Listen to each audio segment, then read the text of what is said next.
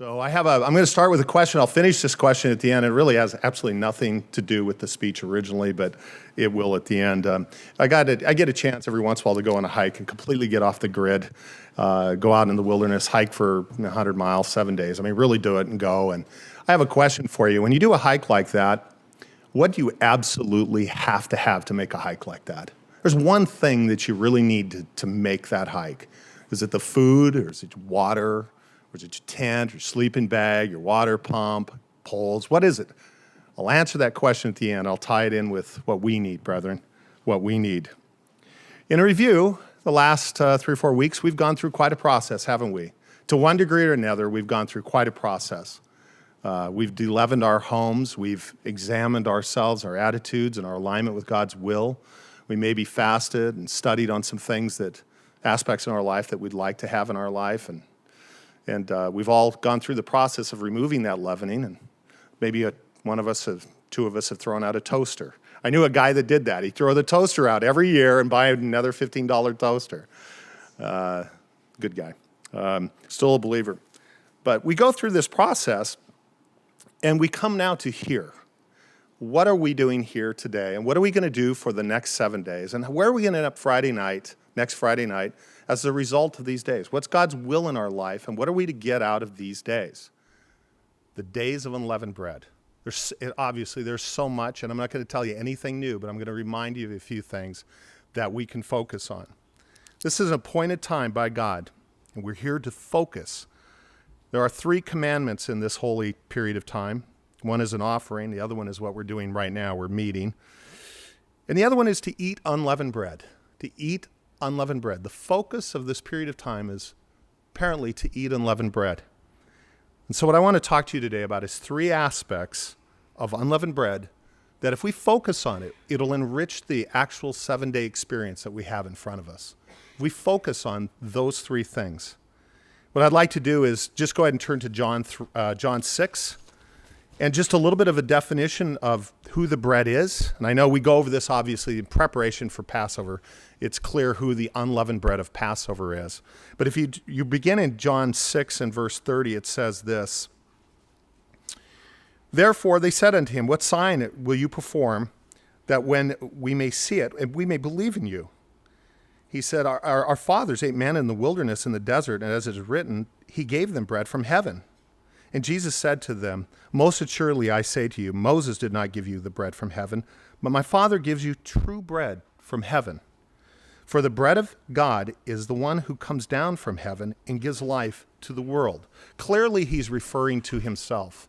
I don't think there's really any argument that the days of unleavened bread could easily be the days of Jesus Christ. The days of unleavened bread. If you would, just scoot a little bit farther to verse 48. Verse 48. Here's what Jesus says. I am the bread of life. Your fathers ate manna in the wilderness and are dead. This is the bread which comes down from heaven, that one may eat of it and not die. I am the living bread which came down from heaven, and if anyone eats this bread, he will live forever. And the bread that I shall give in my flesh, which I shall give for life, the life of the world. So I think we understand that these days are a reflection again that starts with Passover and that rich experience of taking the unleavened bread and the wine. But then we're also eating unleavened bread for 7 days. And what can we learn from it?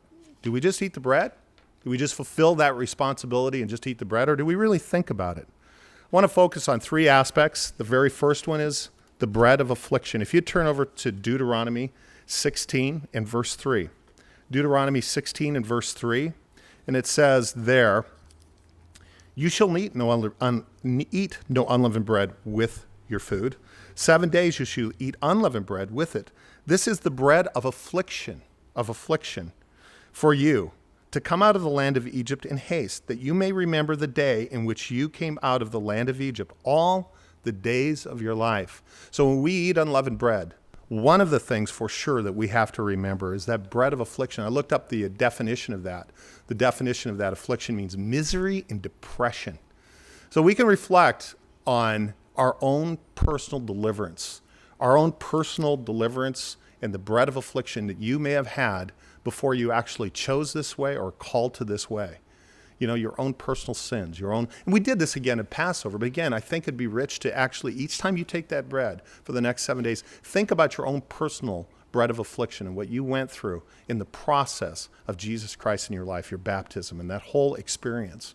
Think in terms of your own deliverance, your deliverance from your sin.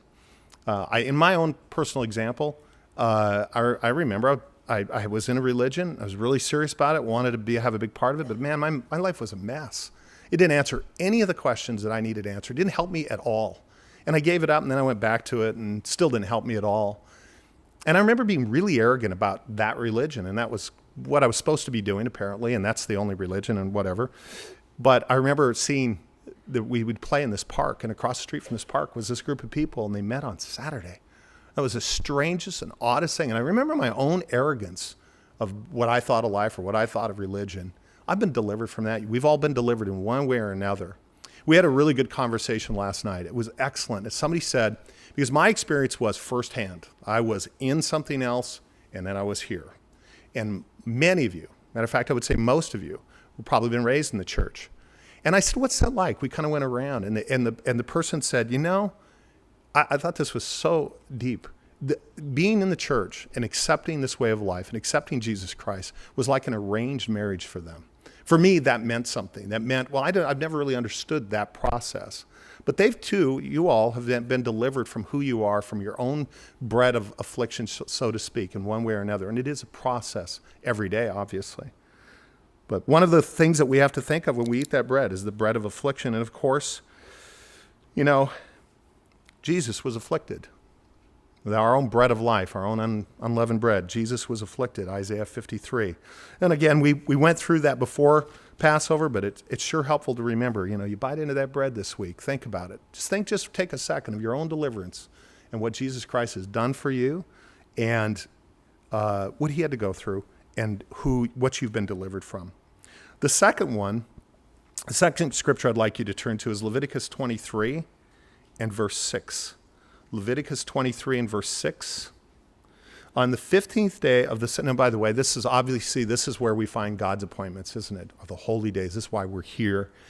On the 15th day of the same month, the feast of unleavened bread is to the Lord. 7 days you must eat unleavened bread. On the first day you shall have a holy meeting. And on the second day you'll do no customary work. So this, I looked up the translation it doesn't say bread of affliction here. It just simply says unleavened bread. Well, it actually says sweet bread. It actually means to actually go after or be very, very hungry for sweet bread. I think most of us would not think of unleavened bread as sweet. I know we can doctor it up, make it good, and put stuff on it. There's all kinds of tricks on that. But there's a sweet side to this story, isn't there? Each time you eat that unleavened bread, there's a very, very sweet part of the days of unleavened bread that, will remind us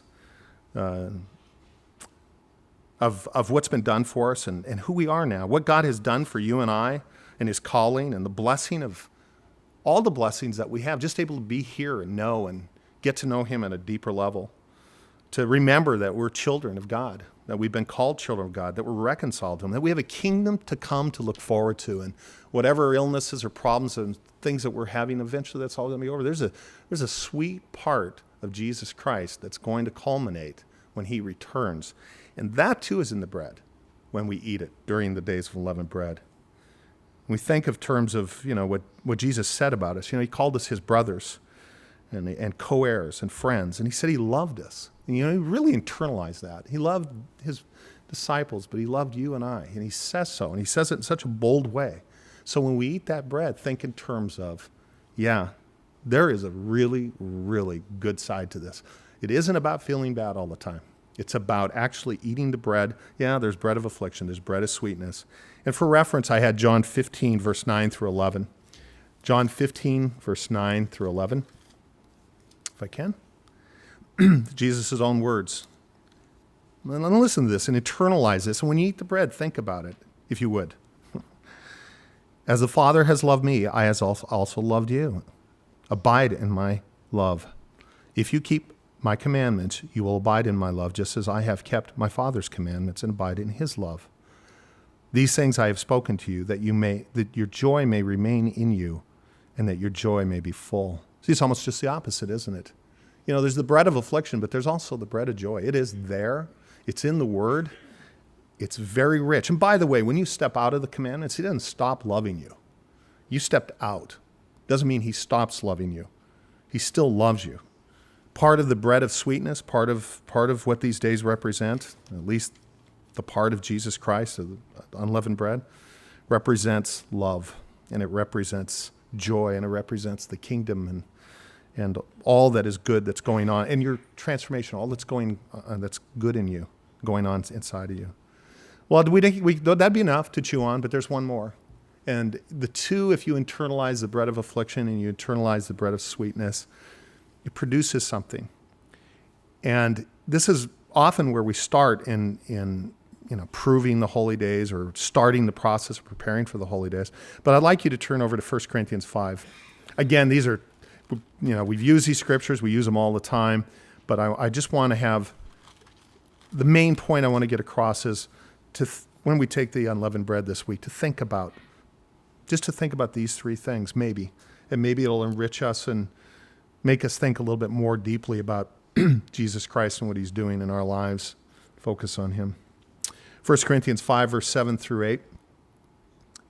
Therefore purge out the old leaven, that you may be a new lump, since you are truly unleavened, for indeed Christ is our Passover. And we did that. We purged ourselves. We thought about, we reflected.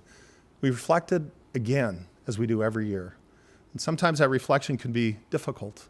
Didn't change as much as I wanted to last year. I still have that problem. But I'm still willing. We're still all willing, aren't we? We're still willing to go through that process and purge the sin from our life. We did that.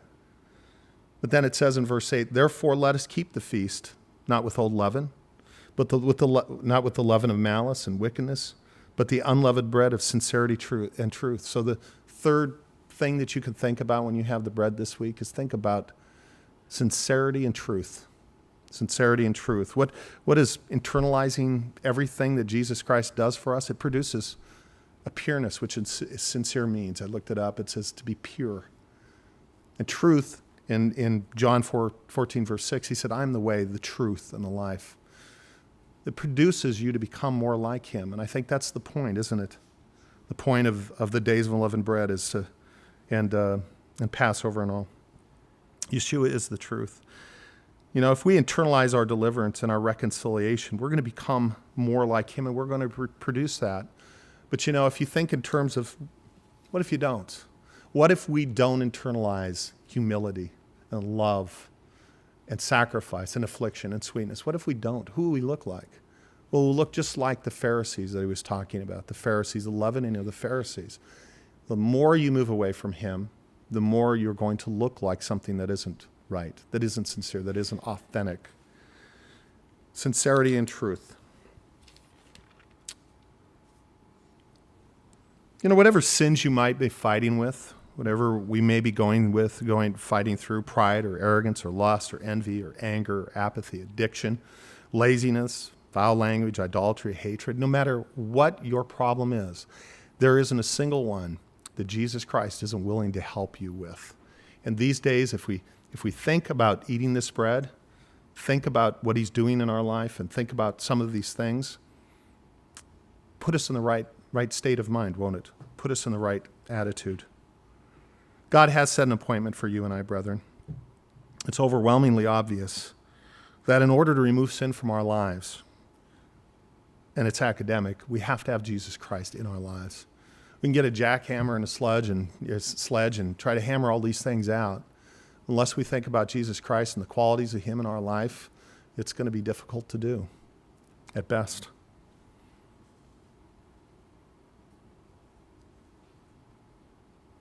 But the less we will sin. So I have an answer to my question. Terry Wood is excluded from the question. If you're going to go hiking over 100 miles in the wilderness, what do you absolutely need to make that trip that you have to have? It's a little fun, but anybody have an answer? Compass? Okay, compass. Water's good. Okay. Food? Okay. Shoes. The answer is shoes. And I'll tell you why, because you're not going to get 40 feet without a pair of shoes. I had an experience on that hike that I did 2 years ago, and this guy, they did something crazy, and he couldn't wear his shoes anymore because he tore up his feet. And he had to wear like sandals, which of course he still had 20 miles to go. But you can imagine those 20 miles took were just painful. He absolutely needed a pair of shoes. Now, how do I tie this in? All right. If we tend to look at what we absolutely need in our lives, is it you? Is it your will? Or is it the life of Jesus Christ? Is it to remember the affliction and the sweetness and the sincerity or truth that's going to deliver you in the blood of Jesus Christ? That's what's going to deliver us. So, brethren, let's remember our affliction. Let's remember the sweetness of Jesus Christ. And let's become people who are sincere and full of truth, which begins with these days.